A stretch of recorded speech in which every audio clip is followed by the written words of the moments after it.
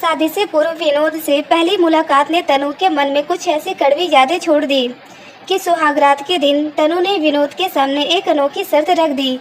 क्या थी वह शर्त और क्या विनोद उस शर्त को पूरा कर पाया?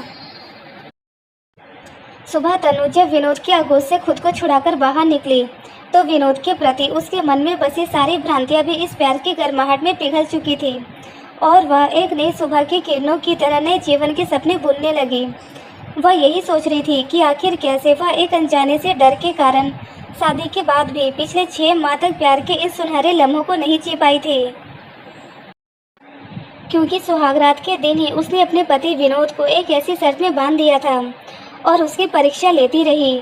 इस अनोखी शर्त में बनकर दोनों इतने दिनों तक एक दूसरे का प्यार पाने के लिए तड़पते रहे।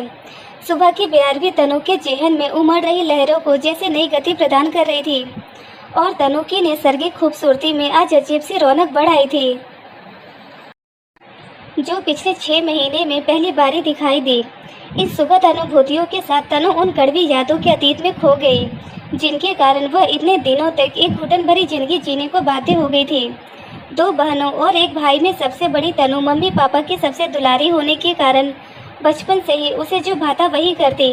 अपने मस्ती भरी जिंदगी में कब उसने जवानी की दहलीज पर कदम रख दिया, उसे बिल्कुल पता ही नहीं चला। मजे से कट रही थी उसकी जिंदगी। आंखों का तारा जो थी वह अपने मम्मी पापा की। उसके मम्मी पापा उसे पलकों पर बिठाकर रखते, वह भी सब पर जान छिड़कती और उनके प्रति अपना हर फर्ज निभाती। हंसते खेलते जब उसने स्नातक की डिग्री अच्छे नंबरों से हासिल कर ली तो एक दिन मम्मी ने पूछा, आगे क्या करने का इरादा है बेटी? कुछ नहीं, बस यूं ही मस्ती करूंगी।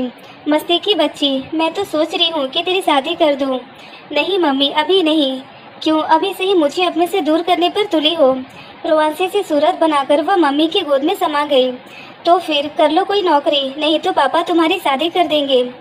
उसके बालों को सहलाते हुए मम्मी बोली, नौकरी? ओके डन मम्मी, मैं आज से ही नौकरी की तैयारी करनी शुरू कर देती हूँ। डिग्री में अच्छे अंक तो हैं ही, थोड़ी तैयारी करने पर नौकरी मिल ही जाएगी। उसने चहककर कहा, तो फिर ठीक है, पर अगर 6 महीने में नौकरी नहीं मिली तो मैं तुम्हारे पापा को मना नहीं कर पाऊंगी। मम्मी ने उसके गालों को थपथपाते हुए कहा और अपने कमरे में चली गई। मम्मी के जाते ही तनु सोच में पड़ गई कि अब इस समस्या से कैसे निपटे। अखबार में तो कई रिक्तियाँ प्रकाशित होती हैं, क्यों न किसी अच्छी नौकरी के लिए आवेदन कर दिया जाए। यही सोचकर उसने अखबार उठाया तो उसकी नज़र रिक्तियाँ कॉलम में एक विज्ञापन पर पड़ी। जरूरत है राज्य सरकार में परियोजना सहायक की। आवेदक को स्नातक होना अनिवार्य है और प्रथम श्रेणी में उत्तीर्ण होना चाहिए। यह देखते ही उसका चेहरा खिल उठा, क्योंकि उसने स्नातक की परीक्षा प्रथम श्रेणी में पास की थी। इसलिए उसने फौरन आवेदन कर दिया। कुछ ही दिनों में साक्षात्कार का बुलावा आया और वह पापा के साथ साक्षात्कार देने पहुंच गई। साक्षात्कार अच्छा हुआ और उसे उसके लखनऊ से दूर कानपुर में नौकरी की पेशकश की गई, तो उसने फौरन स्वीकार कर लिया कि चलो कम से कम 1-2 साल शादी के झंझट से मुक्ति मिली। थोड़े ही दिनों में उसे नियुक्ति पत्र मिल गया और तमाम औपचारिकता पूरी करने के बाद उसने नौकरी ज्वाइन कर ली। अब शुरू हुआ एक ऐसा सिलसिला जिसमें सोमवार से शनिवार तक तो नौकरी में निकल जाते, फिर आती एक दिन की छुट्टी। इसलिए शनिवार आते ही तनु सारा काम जल्दी जल्दी निपटाकर दोपहर को ट्रेन पकड़कर शाम तक लखनऊ हाजिर हो जाती। फिर सोमवार की सुबह इंटरसिटी से कानपुर पहुंचकर सीधे ऑफिस। यही अब तनु की साप्ताहिक दिनचर्या बन गई थी। तनु अब अपने परिवार के साथ समय बिताना चाहती, पर व्यस्तता के कारण वह ऐसा कर नहीं पाती थी। इस तरह उसके जीवन में एक अजीब सा एकाकीपन, या यूँ कहे कि एक खालीपन सा आ गया था, जिसे वह चाहकर भी नहीं भर पा रही थी। दिखने में सुंदर व स्मार्ट होने के कारण ऑफिस में वह सबकी नज़रों में चढ़ी रहती। एक दिन उसके एक वरिष्ठ सहयोगी राकेश जी ने उससे कहा, बेटी, ऑफिस वाले तुम्हारे बारे में तरह तरह के गॉसिप करते हैं। अकेली लड़की के बारे में अक्सर ऐसी बातें तो होती ही रहती है। यदि तुम्हारी शादी हुई होती तो शायद लोग तुम्हारे बारे में ऐसी बातें न करते। तुम्हारी उम्र भी शादी की हो चुकी है। यदि हो सके तो जल्दी से शादी करके सबका मुंह बंद कर दो। राकेश जी की बात सुनकर वह दंग रह गई कि सामने मीठी मीठी बातें करने वाले उसके सहयोगी उसके बारे में कैसे गंदे ख्याल रखते हैं। पर वह नहीं चाहती थी कि अभी शादी के बंधन में बंधे, क्योंकि इसी से बचने के लिए ही तो वह इतनी कष्टपूर्ण जिंदगी जी रही है। पर आखिर होनी को कौन टाल सकता है। समय ने करवट ली और घर भी शादी की चर्चा ने जोर पकड़ लिया। आखिरकार पापा ने लखनऊ में ही एक सरकारी अधिकारी विनोद से उसकी शादी तय कर दी और उससे कहा कि वह चाहे तो उससे मिलकर अपनी पसंद बता दे। बुरी फंसी बेचारी, आखिरकार उसे हाँ करनी पड़ी और शादी की तारीख तय हो गई। मिलने मिलाने के सिलसिले के बाद जब शादी का दिन नज़दीक आया तो एक माह की छुट्टी लेकर वह अपने घर आ गई और शादी की तैयारियों में लग गई। घर में खुशी का माहौल था। घर की पहली शादी जो थी, भाई रोशन और बबली तो हमेशा भागते दौड़ते व्यस्त नजर आते थे। घर में जीजा जी आने वाले थे, इसलिए दोनों बहुत खुश थे। एक दिन तनु के मोबाइल पर विनोद का फ़ोन आया। फ़ोन उठाते विनोद की आवाज़ आई, जल्दी से तैयार हो जाओ तनु, तुम्हारे लिए साड़ियाँ और गहने खरीदने बाजार चलना है। तनु को एक झटका सा लगा, क्योंकि एक तो विनोद ने शादी तय होने के बाद से एक भी बार फ़ोन नहीं किया और आज पहली बार फ़ोन भी किया, वह भी ऐसे जैसे वह उसकी होने वाली पत्नी नहीं बल्कि आया हो। और कपड़े व गहने खरीद कर वह उस पर कोई उपकार कर रहा है। उसे गुस्सा तो बहुत आया, परंतु उसने कुछ कहने के बजाय बस इतना ही कहा, ठीक है, मैं आधे घंटे में तैयार हो जाती हूँ। ठीक है, तुम तैयार होकर सहारागंज पहुँचो, मैं 1 घंटे में तुम्हें वहीं मिलूंगा। यह कहकर विनोद ने फ़ोन काट दिया। जिस रूखेपन से विनोद ने फ़ोन पर उससे बात की थी उसे बिल्कुल अच्छा नहीं लगा, पर वह कुछ कहने के बजाय जल्दी से तैयार हुई और ऑटो पकड़कर सहारागंज पहुंच गई। विनोद उसे वहीं मिल गया। अकेले में पहली मुलाकात, ना कोई औपचारिकता और न ही कोई प्यार भरी बात। तनु को लगा कि विनोद सचमुच रोमांटिक व्यक्ति नहीं है और उसे उसकी पसंद नापसंद का बिल्कुल भी ख्याल नहीं है। यह सोचते हुए उसके मन में विनोद के प्रति कड़वाहट भर गई। उसने सोचा कि जब विनोद ऐसा है तो उसके परिवार वाले कैसे होंगे और वह उनके साथ कैसे सामंजस्य बैठा पाएगी। पर अब वह कर भी क्या सकती थी।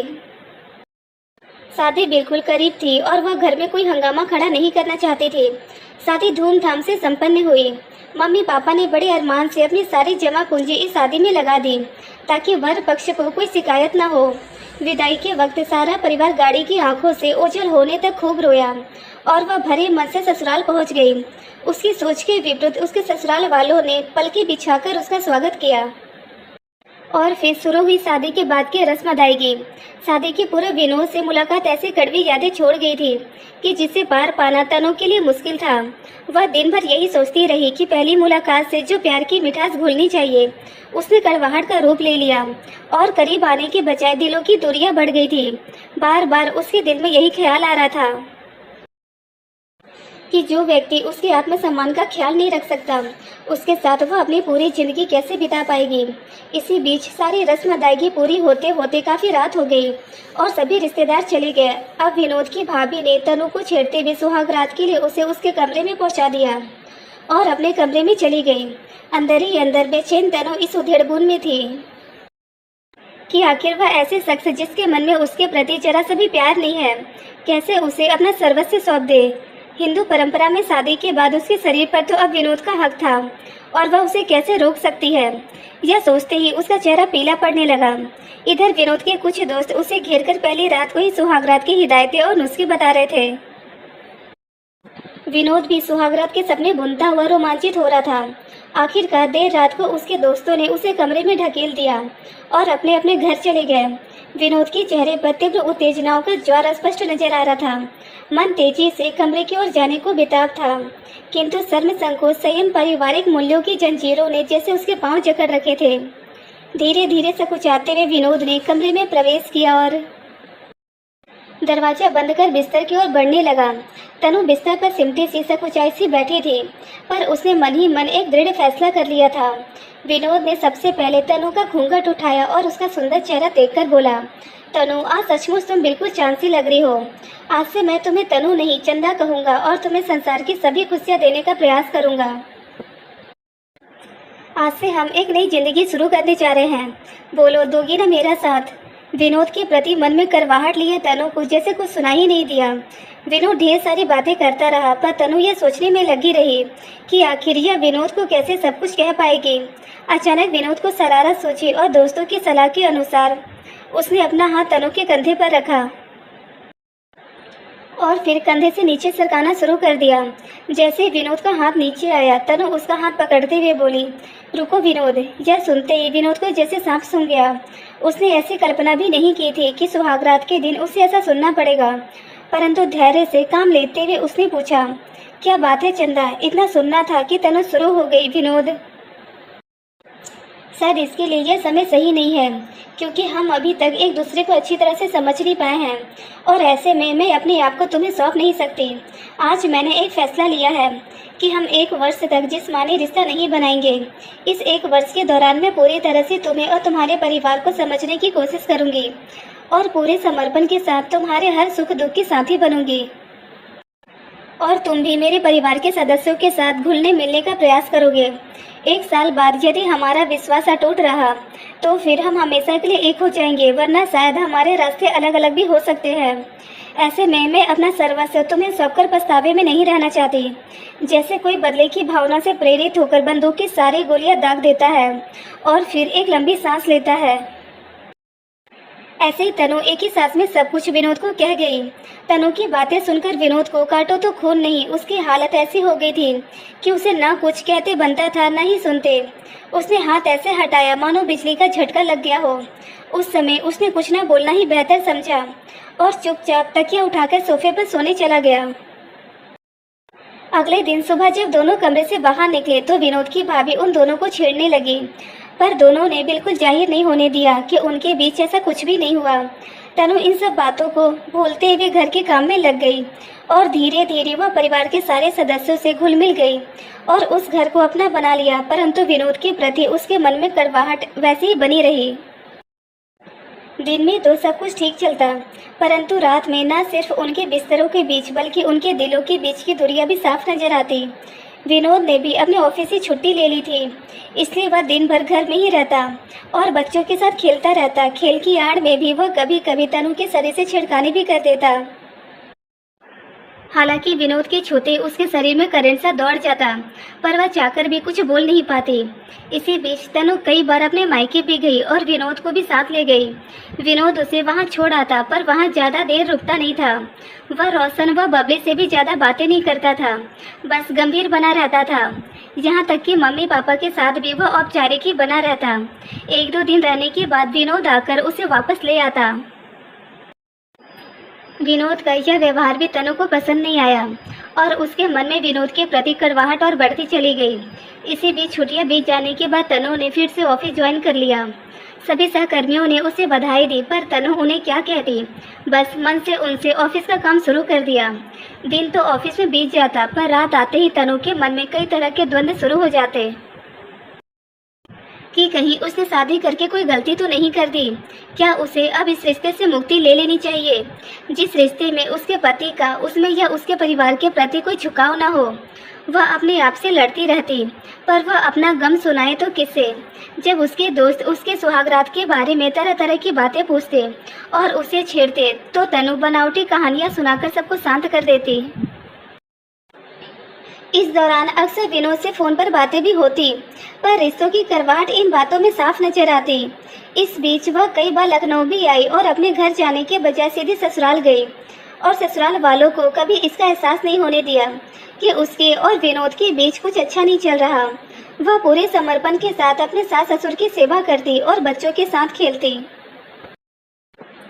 घर के सारे लोग उसके व्यवहार से काफी प्रसन्न थे, पर रात को विनोद के कमरे में आते ही कमरे में शांति छा जाती। विनोद ने भी कभी उसे छूने या उसके बिस्तर पर सांस सोने के लिए जबरदस्ती नहीं की। तनु हमेशा यही सोचती रहती कि जिस तरह से उसने विनोद के परिवार को अपना लिया है, उसी तरह से विनोद भी उसके परिवार को अपना ले और उनके हर सुख दुख में शामिल हो। यही सोचकर उसने विनोद की पसंद नापसंद का पता लगाकर उसके अनुरूप खुद को ढालना शुरू कर दिया। जब उसे पता चला कि विनोद को डांस एवं म्यूजिक का बहुत पसंद है, तो उसने ऑफिस के बाद एक डांस एवं म्यूजिक क्लास ज्वाइन कर ली, ताकि वह किसी मौके पर उसे सरप्राइज दे सके। और जल्दी ही वह मौका आ गया। विनोद के चाचा के लड़के की शादी में वह गई और उसने बच्चों के साथ मिलकर खूब डांस व मस्ती की। विनोद को यह सब काफ़ी अच्छा लगा, पर वह हमेशा यही सोचता रहता कि आखिर तनु ने उसके साथ ऐसा क्यों किया। विनोद का जन्मदिन भी करीब आ रहा था और तनु उसके लिए एक और सरप्राइज की योजना बना चुकी थी। ताकि वह विनोद को सरप्राइज दे सके। अपनी योजना के अनुसार जन्मदिन के दिन उसने पहले से ही घर के सारे सदस्यों को लखनऊ के एक रेस्तरां में भेज दिया। विनोद यही सोच रहा था कि तनु ने आज उसे जन्मदिन की बधाई तक नहीं दी। हर साल घर में भी सभी को उसका जन्मदिन याद रहता है, पर आज सब बिना बताए अचानक चले कहाँ गए। तभी तनु ने विनोद से कहा, विनोद, मेरी सहेली रिया ने मुझे बुलाया है, क्या तुम मुझे उसके घर छोड़ दोगे? क्यों नहीं, चलो। बिना कुछ पूछे विनोद तनु को बाइक पर बैठाकर चल दिया। रेस्तरां आते ही तनु ने विनोद से कहा कि चलो रेस्तरां में कॉफ़ी पीते हैं, जहाँ की कॉफ़ी बड़ी टेस्टी होती है। जब विनोद और तनु कॉफ़ी का ऑर्डर देकर इंतजार कर रहे थे, तभी पीछे से सारे बच्चों ने शोर मचाते हुए विनोद को घेर लिया और जोर जोर से चिल्लाने लगे, happy birthday to you Vinod चाचा। अब विनोद को समझ आया कि इस तूफान की पूर्व शांति का कारण यह था। अब तक सारा परिवार इकट्ठा हो चुका था, सबने खूब एंजॉय किया। विनोद काफ़ी खुश था।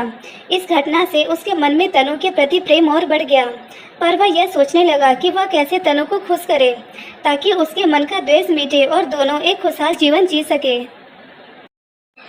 इस तरह शादी के 6 माह बीत गए, पर तनु अब तक उसके करीब नहीं आई। तनु का जन्मदिन करीब था। विनोद ने भी सोचा कि वह तनु के जन्मदिन पर कानपुर जाकर उसके जन्मदिन को धूमधाम से मनाएगा। यही सोचकर वह बिन बताए जन्मदिन के दिन सुबह ही तनु के घर पहुंच गया और उसे जन्मदिन की शुभकामनाएं दी और बोला, आज छुट्टी ले लो तनु, हम लोग कहीं घूमने चलते हैं। जवाब में तनु ने कहा, नहीं विनोद, ऑफिस में काफ़ी काम है और मैं पहले से बताकर भी नहीं आई हूँ, इसलिए ऑफिस तो जाना ही पड़ेगा, पर मैं कोशिश करूँगी कि दोपहर तक सारा काम निपटाकर आधे दिन की छुट्टी ले लूँ। अचानक विनोद के कानपुर जाने से तनु अचंभित थी और ऑफिस में यही सोचती रही कि कहीं जब विनोद की कोई चाल तो नहीं, क्योंकि वह तो यहाँ अकेले रहती है, इसलिए शायद वह इसका फ़ायदा उठाना चाहता हो। फिर भी अपने वादे के अनुसार वह दोपहर को छुट्टी लेकर घर आ गई और तैयार होकर विनोद के साथ निकल गई। विनोद ने दिन भर घूमने व शाम को डिनर करने के बाद लखनऊ लौटने के बारे में कहा तो तनु ने फौरन हाँ कर दी और खुश होते हुए मन ही मन कहा, चलो अच्छा हुआ, आज तो बच गई मैं। थोड़े ही दिन में सर्दियाँ शुरू हो गई और रात को स्कूटी चलाने के कारण तनु को ठंड लगने से वायरल फीवर हो गया। जब उसने विनोद को इस बारे में बताया तो वह फौरन कानपुर पहुंचकर तनु को बड़े प्यार से घर ले आया और तुरंत डॉक्टर के पास ले गया। उसके चेहरे की घबराहट तनु साफ साफ पढ़ सकती थी। उसे यह एहसास हुआ कि विनोद को उसकी चिंता है। उसने अपने दफ्तर से छुट्टी ले ली और दिन भर तनु के पास ही बैठा रहता और रात को जब सब चले जाते तो वह जाकर सोफे पर सो जाता। विनोद की प्यार भरी देखभाल से तनु जल्दी ठीक हो गई और कानपुर जाने के लिए तैयार हो गई। तो विनोद ने कहा, अभी नहीं, तुम काफ़ी कमज़ोर हो गई हो, इसलिए थोड़े दिन आराम कर लो, फिर चली जाना। इस प्यार भरे अनुरोध को वह टाल नहीं सकी। अगले ही दिन विनोद उसे मम्मी पापा से मिलाने ले गया। इस दौरान तनु ने महसूस किया कि विनोद बबली और रोशन के साथ काफ़ी घुल मिल गया है और उनके साथ काफ़ी हंसी मजाक कर रहा है। दूसरी ओर इस बार मम्मी पापा के साथ भी उसका व्यवहार प्रेम भरा था।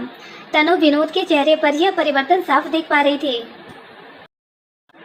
परंतु उसने सोचा कि अभी तो सिर्फ 6 माह ही बीते हैं, अभी तो वह पूरे 6 माह विनोद को परखेगी, तभी उसे सच्चे मन से अपनाएगी। 2 दिन वहां रुकने के बाद विनोद रात को तनु को लेकर अपने घर लौट आया। कड़ाके की सर्दी में बाइक चलाने के कारण विनोद को सर्दी लग गई, पर उसने तनु को कुछ नहीं बताया और सोफे पर सोने चला गया। तनु विनोद में आए परिवर्तन को लेकर काफी खुश थी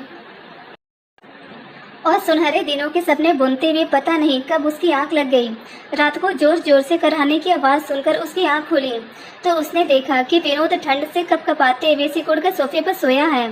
यह देखते ही वह घबराकर उठी और विनोद के पास जाकर उसे रजाई उड़ाकर बिस्तर पर लाने लगी। तो विनोद ने कहा कि नहीं, मैं यहीं ठीक हूँ, सुबह तक ठीक हो जाऊंगा। तनु ने जबरदस्ती विनोद को बिस्तर पर लाकर लिटा दिया और तेजी से उसके पैर सहलाने लगी। पैर सहलाने से भी जब उसके शरीर की कंपन कम नहीं हुई तो वह बिना सोचे समझे विनोद के सीने से लिपट गई और उसे जोर से पकड़ लिया। अचानक मिली नारी देह की गर्मी से विनोद के शरीर की कंपन ठीक हो गई।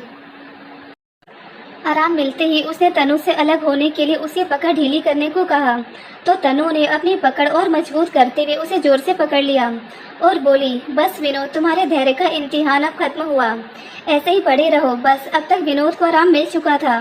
वह भावुक होते हुए बोला, तनु, बचपन से मैं संकोची स्वभाव का हूँ मुझे कभी लड़कियों से बातें या दोस्ती करने का मौका ही नहीं मिला, इसलिए मैं कभी समझ ही नहीं पाया कि रिश्ते कैसे निभाए जाते हैं। यही कारण है कि मैं तुमसे और तुम्हारे परिवार के सदस्यों से ज़्यादा घुल मिल नहीं पाया।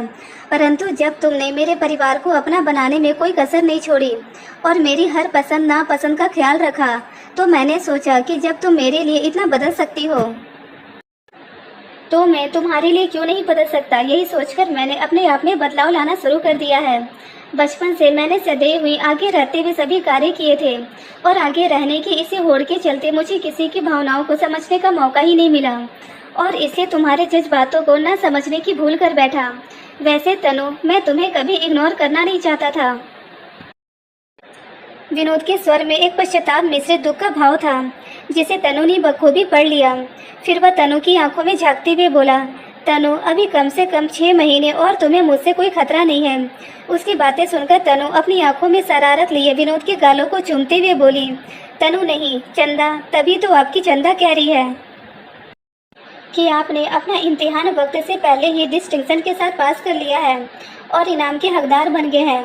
सच कहूँ विनोद, तनु ने सकुचाती हुई कहा, मुझे भी तुम्हारे शादी के पहले के इग्नोरेंस की अपेक्षा बाद की दूरी बहुत खली। पिछले 6 महीने में हर रात मैंने भी एक परीक्षा दी है। हर रात एक ही प्रश्न ने मेरी नींद उड़ा दी थी। कौन सा प्रश्न चंदा? विनोद के चेहरे पर प्रश्न मिश्रित आश्चर्य के भाव थे। तनु ने कहा, यही कि मैंने जो अनोखी शर्त रखी है वह सही है या गलत। यह कहकर विनोद की चंदा विनोद के सीने से लिपट गई। अब उनके जीवन में एक नई सुबह की शुरुआत हो चुकी है और अनोखी शर्त अब जीवन के अनोखे आनंद में जैसे खोसी गई थी।